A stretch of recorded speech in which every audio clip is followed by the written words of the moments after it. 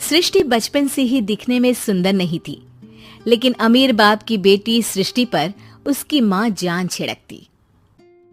मेरी बेटी कितनी प्यारी है, भगवान सबको सृष्टि जैसी बेटी दे। सृष्टि धीरे धीरे बड़ी होती है। एक दिन सृष्टि की सहेली कहती है, तू दिखने में कितनी अजीब सी है, लेकिन मैं जानती हूँ हम सब में सबसे अच्छी शादी तो तेरी ही होगी। तेरे पापा अमीर जो है। और बता नहीं सकते यार, दहेज तो हर कोई देता है, ये क्या ज्यादा ले जाएगी अपने पति के लिए? अरे बड़े शहर में कोठी है इसके पापा की। अरे पापा की है ना, कौन सी इसकी है? इसकी होती तब तो कोई भी लड़का इससे शादी कर लेता। अरे पापा की मतलब पापा की है तो मेरी ही है ना? किसने कहा? अब तेरी तो तब होगी ना जब तेरा भाई ना हो। वैसे भी शादी के बाद सारी प्रॉपर्टी भाई के नाम होती है। सृष्टि समझ जाती है कि उसे किसी भी हालत में माँ बाप की सारी प्रॉपर्टी को अपने नाम करना है, लेकिन कैसे?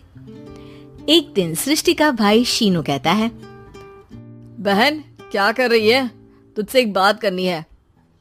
अरे हाँ करना, मैं तो तेरी बहन हूँ। बहन मेरी लाइफ में ना एक लड़की है, बहुत अच्छी है। मैं सोच रहा हूँ माँ और पापा से बात करूँ शादी के लिए। सृष्टि को समझ में आ जाता है कि भाई की शादी होते ही भाभी उसे एक दिन भी घर में बर्दाश्त नहीं करेगी। क्या बात है भाई, बताना कौन है वो? यार वो बहुत अच्छी लड़की है, पढ़ी लिखी है, मेरे साथ जॉब भी करती है। बस एक प्रॉब्लम है। हाँ प्रॉब्लम? क्या प्रॉब्लम है भाई? यार वो शादीशुदा है, लेकिन उसके पति ने उसे सिर्फ इसलिए छोड़ दिया क्योंकि उसके माँ बाप दहेज नहीं दे पाए। सृष्टि ये सुनकर न जाने क्यों खुश हो जाती है। अरे भाई तो क्या हुआ, लड़की तुझे तो पसंद है ना? शीनू को लगता है कि बहन उसे समझ रही है। वो इस बात से अनजान होता है कि उसकी बहन की मंशा पूरा घर हड़पने की है। सृष्टि अपनी माँ से कहती है, मम्मी मुझे तो बहुत चिंता है। पता है शीनू क्या कर रहा है? अरे क्या कर रहा है? वो तो काम पर जाता है और वापस घर आता है। नहीं ना माँ, वो यही तो नहीं कर रहा, बाकी सब कर रहा है। आपको पता है उससे प्यार है, और वो भी एक शादीशुदा लड़की से। ये क्या हो गया? मैं सोसाइटी में क्या मुंह दिखाऊंगी? अरे तेरे पापा तो यही कहेंगे कि मैंने ही उसे बिगाड़ दिया है। माँ देखो, मेरी बात मानो, पापा पर भी विश्वास करने की जरूरत नहीं है।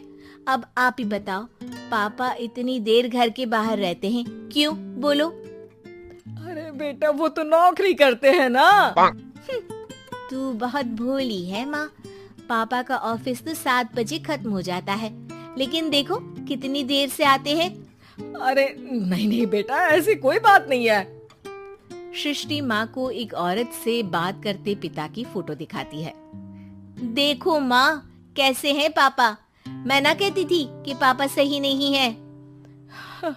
मैं तेरे पापा से बात करूंगी, दे फोटो मुझे। ओ माँ, वो तो डिलीट हो गई। लेकिन चल, तूने तो देख लिया ना। पापा से बाद में बात कर लेना, और हाँ मेरा नाम बिल्कुल मत लेना। हाँ माँ। अब क्या था, सृष्टि के माँ और पिता के बीच झगड़ा होना शुरू हो जाता है। सृष्टि के मन में क्या चल रहा था कोई नहीं जानता था। एक दिन, माँ सृष्टि के लिए एक लड़का देखा है, वो लोग शाम को उसे देखने आने वाले हैं। और हाँ माँ, एक खुशखबरी, मैं और पापा मिलकर एक नया बिजनेस ट्राई कर रहे हैं। शाम को लड़का आता है, सांवले रंग का। सृष्टि को तो बिल्कुल भी पसंद नहीं आता। लड़की की माँ कहती है, लड़की का चेहरा तो कोई खास नहीं, लेकिन अगर मेरे बेटे को आप लोग सेटल कर दें तो मैं उसकी शादी आपकी बेटी से करवा दूं। सृष्टि को लड़का बिल्कुल पसंद नहीं था। उसे भाई पर गुस्सा आ जाता है। लड़के वालों के जाने के बाद कहती है, माँ देखा शीनू मेरे लिए कैसा लड़का लेकर आया, न दिखाने लायक न सुनने लायक, सेटल भी नहीं, वो भी हम करे। अरे माँ मैं जानती हूँ ये मेरी शादी किसी भी घर में क्यों करवाना चाहता है? अरे कैसी बात कर रही है बहन, तूने तो देखा ना, लड़के को मैंने ही मना कर दिया तुझसे शादी के लिए। जिसने लड़का बताया था उसने उसकी बहुत तारीफ की थी। बात आई गई हो जाती है, लेकिन सृष्टि का मन शांत नहीं होता। क्या करूं, कुछ समझ में नहीं आ रहा।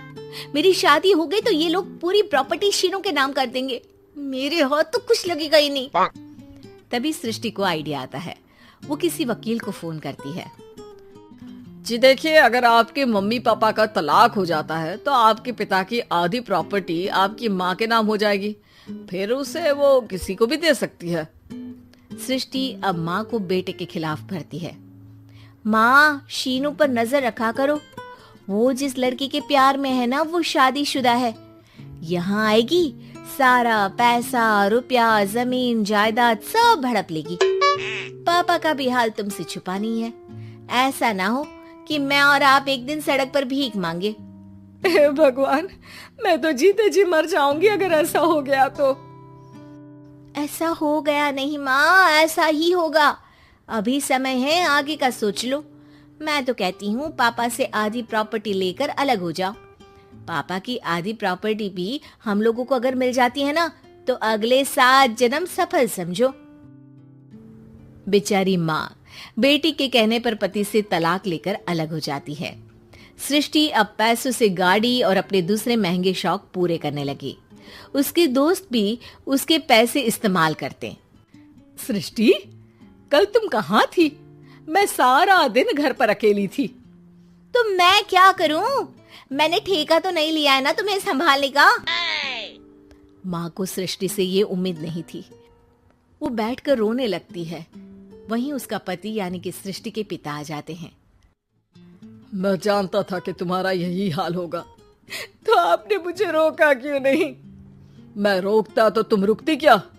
सृष्टि के कहने पर तुमने मुझ पर, अपने बेटे पर शक किया, लेकिन तुम ये भूल गई कि कैसे हम दोनों ने मिलकर जीवन में इतना सब खड़ा किया। माँ पति के गले लग जाती है। मुझे माफ कर दीजिए, मैंने आपकी कमाई का एक बड़ा हिस्सा गवा दिया। कोई बात नहीं, तुम साथ हो तो मैं ऐसी 7 प्रॉपर्टी खड़ी कर दूंगा। तभी वहां सृष्टि आ जाती है रोते हुए। माँ, मयंक ने मुझे छोड़ दिया। वो बोल रहा था जब तक मेरे पास पैसे थे तब तक ही वो मेरे साथ था। पापा, माँ, मुझे माफ कर दीजिए।